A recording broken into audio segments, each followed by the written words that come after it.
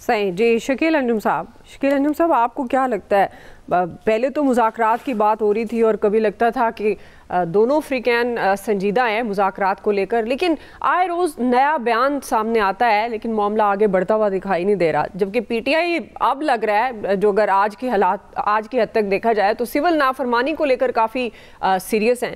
تو پہلے بھی انہوں نے کہا کہ تحریک کے ذریعے ہم بانی پی ٹی آئی کو لے جائیں گے جب ڈی چوک پہنچنے کا معاملہ تھا. تو آپ کو لگتا ہے کہ یہ اپنے مطالبات منوا سکیں گے سول نافرمانی کے ذریعے؟ اور اس وقت جو لیڈرشپ کا فقدان نظر آتا ہے پاکستان تحریک انصاف کے اندر، اس فقدان کے ساتھ کیا آپ کو لگتا ہے کہ سول نافرمانی کی جو تحریک ہے اس کو بھی کامیاب کر سکیں گے اگر یہ کرتے ہیں تو؟ دیکھیے دعا، اس سے پہلے بھی پی ٹی آئی یہ والا کارڈ استعمال کر چکی ہے.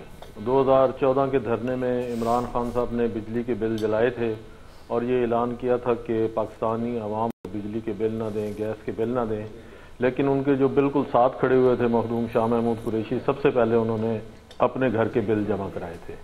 اور یہ جو اراکین اسمبلی ہیں، آپ کو پتہ ہے اگر یہ نادہندہ ہو جائیں گے تو یہ نااہل بھی ہو سکتے ہیں. تو اس لیے اس طرف تو مجھے نہیں لگتا کوئی عمران خان صاحب کی یہ جو سول نافرمانی کی تحریک ہے اس مرتبہ بھی کوئی کامیاب ہوگی. اب ان کا جو اگلا فوکس آ گیا ہے وہ ریمیٹنس کی طرف آ گیا ہے.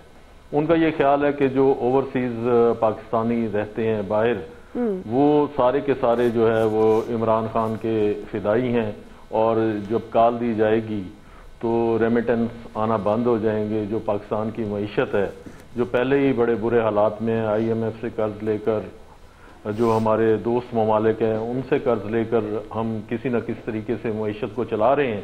اور ان کا یہ خیال ہے کہ جو کرنٹ اکاؤنٹ ڈیفیسٹ کم ہوا ہے پچھلے دنوں اور ہر ماہ جو ہے وہ کم ہو رہا ہے، تو اس کی مین وجہ جو ہے یہ ریمیٹنس ہی ہیں، کیونکہ ریمیٹنس پاکستان میں بہت زیادہ آ رہے ہیں.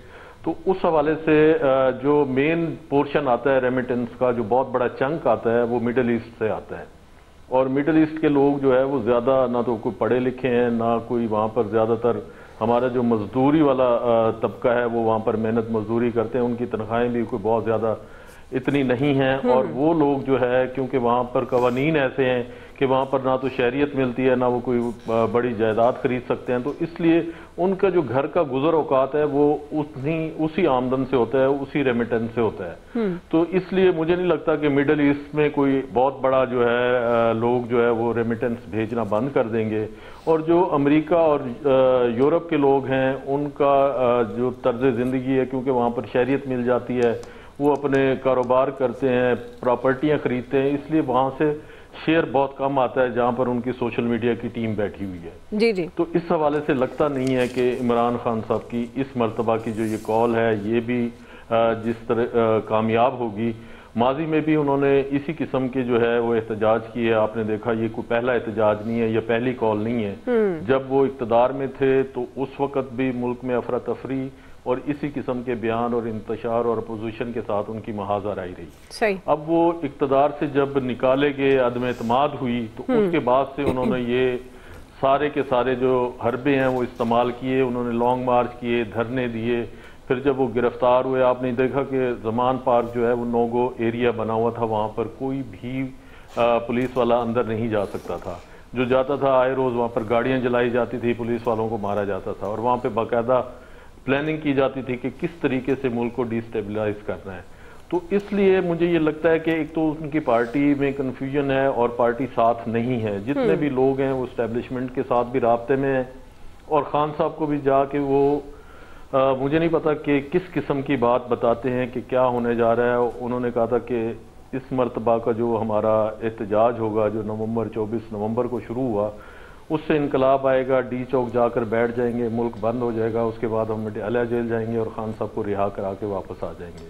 لیکن آپ نے دیکھا کہ اس کی پلاننگ بھی نہیں کی تھی پوری، کہ آیا وہ جو لوگ دھرنے میں تھے ان کے لیے وہاں ڈی چوک میں بیٹھنے کا کیا انتظام کیا گیا تھا. ان کے لیے نہ تو پینے کا پانی تھا، نہ کھانے کے لیے کوئی چیز تھی، نہ رہنے کے لیے، نہ بیٹھنے کے لیے. تو ایسی صورتحال میں یہی ہونا تھا جو ہوا. حکومت نے اپنی پوری پلاننگ کی، منصوبہ بندی کے ساتھ ان کو وہاں سے اٹھایا اور وہ لوگ واپس بھاگ گئے. اور اسی لیے اب یہ جو بیان بازی کی جا رہی ہے تو لگتا نہیں ہے کہ یہ سول نافرمانی کی تحریک جو ہے نا یہ بیل منڈے چڑھے گی، کیونکہ بہت سارے لوگ ہیں، اور اگر فرض کر لیں کہ پاکستان میں لوگ بجلی اور گیس کے بل دینا بند کر دیتے ہیں تو اس کا نتیجہ کیا ہوگا؟ کیا پی ٹی آئی کی کوئی ایسی فورس ٹیم عمران خان صاحب نے تیار کی ہے جو جا کر وہ کنیکشن دوبارہ بحال کر دے گی جو کنیکشن کاٹے جائیں گے؟ ایسی صورتحال میں کون اپنے گھر میں اندھیرے میں بیٹھنا پسند کرے گا؟ تو اس لیے خان صاحب جو ہے وہ مذاکرات کا راستہ اپنائیں اور بیٹھ کر بات چیت کریں، اسی سے ہی راستہ نکلے گا۔ اس قسم کی دھمکیوں سے، احتجاج سے انہوں نے کر کے دیکھ لیا، الٹا ان کے اور ان کی پارٹی کے لیے مشکلات پیدا ہوئیں، مشکلات بڑھیں، ان کے کارکنان کے لیے، ان کے جو پارٹی کے اراکین اسمبلی ہیں ان کے لیے، اور خود بانی پی ٹی آئی کے لیے بھی مشکلات میں اضافہ ہوا ہے۔ تو اس لیے ان سے گزارش ہے کہ بیٹھ کر بات کریں، ملک کے حالات کو دیکھیں۔ ملک نے مذاکرات سے سیاسی استحکام اور معاشی استحکام سے چل رہے ہیں، نہ کہ سول نافرمانی کی تحریک، احتجاج اور دھرنوں سے، لہٰذا بیٹھ کر مذاکرات کریں۔ فیصل صاحب بات تو درست ہے، بیٹھ کر مذاکرات کرنے چاہیے۔ ملک سول نافرمانی کی تحریکوں سے نہیں چلتا، بات چیت سے، سیاسی جماعتوں کے ایک ٹیبل پر مذاکرات کرنے سے، سیاسی استحکام سے چلتا ہے۔ لیکن اب انہوں نے تو کہہ دیا جی سنڈے تک، اتوار کا دن ہے، اب اس میں 2 دن آپ کے پاس رہ جائیں گے، تو کیا، اور مشیر بھی کہہ رہے ہیں رانا ثنا کہ اتوار سے پہلے مذاکرات شروع نہیں ہو سکتے، تو اب کیا واقعی یہ اتوار کے بعد بانی پی ٹی آئی سنجیدہ ہیں، سول نافرمانی کی طرف معاملات لے جائیں گے، اور کتنی کامیابی کے چانسز ہیں؟ کامیابی اور ناکامی کا تو تعین کرنا بھی مشکل ہے، اور اس کے معیارات ہر انسان کے لیے مختلف ہوتے ہیں۔ اگر مذاکرات کرنے تو پھر کر لینا مذاکرات، کس نے منایا؟ یہ عمران خان پہ ایک الزام تھا نا کہ وہ کہتے تھے میں اسٹیبلشمنٹ سے بات کروں گا، سیاسی جماعتوں سے بات نہیں کروں گا، جبکہ جن سیاسی جماعتوں سے بات کرنے کو کہا جا رہا تھا ان سیاسی جماعتوں کے ہاتھ میں کچھ ہے نہیں۔ اب انہوں نے یہ بھی کہہ دیا سیاسی جماعتوں سے میں بات کرنے کو تیار ہوں، کمیٹی بھی بنا دی، تو کر لیں مذاکرات، پھر کیا مسئلہ ہے؟ مسئلہ ہے کیا پھر؟ اب کہہ رہے ہیں اتوار تک امکان نہیں ہے، آپ نہ کریں مذاکرات، یہ بھی آپ کے پاس اختیار ہے۔ آپ چاہتے ہیں مذاکرات کرنا تو ٹیم موجود ہے ان کی، آپ چاہتے ہیں کہ مذاکرات نہیں کرنا تو نہ کریں، دونوں اختیار آپ کے پاس ہے۔ پرابلم کیا ہے پھر؟ اتنی ٹینشن لینے کی کیا ضرورت ہے عمران خان کی؟ اور کچھ عمران خان کو آپ کو کرنا ہے وہ بھی کریں۔ اگر آپ چاہتے ہیں مزید سختی کرنی ہے، مزید کوئی آپ نے کوئی اس کو آپ انتقامی کارروائی نہ کہہ لیں، حکومتی حکمت عملی کہہ لیں، اگر وہ کوئی کام کرنا ہے تو وہ بھی کر لیں۔ کس نے آپ کو روکا ہے؟